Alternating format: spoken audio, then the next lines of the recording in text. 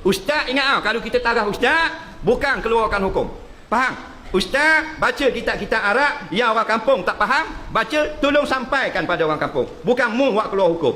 Tapi ustaz ni ramai bengong, dia ingat dia yang keluarkan hukum. Lepas tu satu jawapan, satu soalan, 10 ustaz, 10 hukum keluar. Masing-masing keluar pendapat sendiri. Betul tak? Yang jadi mangsa orang kampung. Pening habis. Tak ikut tertib.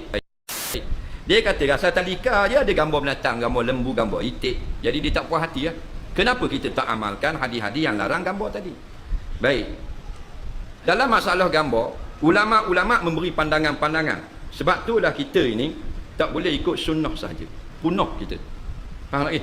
Kalau ikut sunnah saja punah kita. Mana nak pakai Quran hadis saja punah. Kita nak ambil ganti tempat ulama. Hak ulama terang kita tak mau pakai.